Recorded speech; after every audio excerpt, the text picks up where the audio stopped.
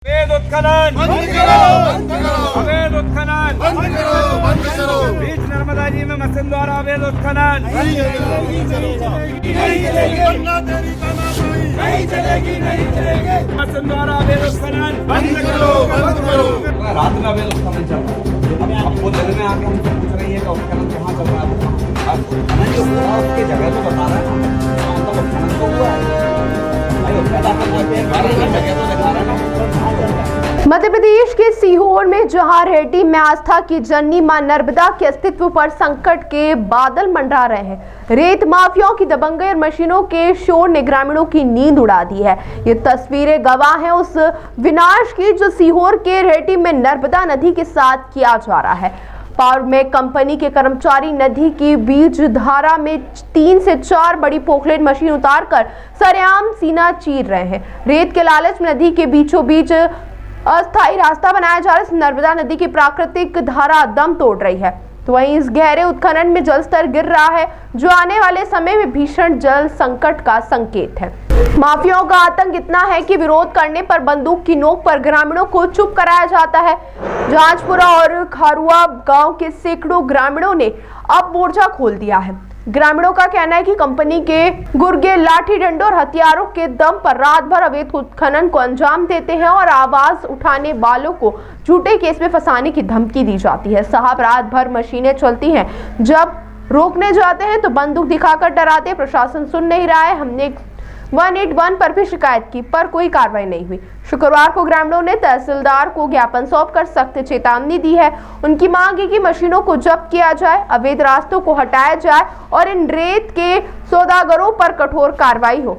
NGT के नियमों की सरेआम धज्जियां उड़ाई जा रही है, लेकिन प्रशासन की चुप्पी कई सवाल खड़े कर रही है। अब देखना यह होगा कि क्या प्रशासन इन माफियाओं पर नकेल कसता है या नर्मदा की धारा को ऐसे ही रोंदा जाता रहेगा। क्या नाम है आपका? मैं उमेश शर्मा, कहाँ के निवासी हैं? मैं ग्राम जहाजपुरा का निवासी हूँ। आज रेहटी तहसील में आप किस लिए आए हैं? मैं रेहटी तहसील में अवैध उत्खनन के ज्ञापन देने आया था। मां नर्मदा जी में पोकलेन द्वारा बीच नर्मदा जी में अवैध उत्खनन किया जा रहा है, जिससे कि ग्रामीणों को समझाने के बाद भी ग्रामीणों द्वारा समझाया गया ठेकेदार को कि अवैध उत्खनन भाई मशीनों द्वारा नहीं किया जाना चाहिए। तो ग्रामीणों को भी धमकाया गया ठेकेदार द्वारा, प्रशासन का दबाव भी दिया गया। हम लोग जो कार्रवाई करते हैं तो उस पर हमें उल्टा दबाव आता है, अभी तो दबा जाता है, दबाव बनाया जाता है हमारे ऊपर। ठेकेदार कौन है? ठेकेदार पावर मैकेट कंपनी है, इसको अभी किशोर अन्ना के नाम से जी मैंने इस चीज़ को लेकर के आवेदन इसी रेहटी तहसील में आके दिया था जून में। आज फिर आया हूँ, मैं सीएम हेल्पलाइन पे भी कंप्लेंट कर चुका हूँ। अधिकारी लोग आते हैं तो अवैध उत्खनन रात को 7-8 बजे से मशीन सुबह 8-9 बजे तक चलती है। अब अधिकारी लोग फ़ोन लगा के पहले ही कंपनी वालों को आते हैं, वो तो सीधी बात है दिख ही रही है। तो दिन में आके हमसे पूछते हैं कि बताओ मशीन कहाँ चल रही है। हम उनको जगह दिखाते हैं, बोले नहीं मशीन चलते हुए दिखाओ। अब मशीन चलते हुए कैसे दिखाएंगे? इसके बाद मैंने अधिकारी का नंबर भी लिया।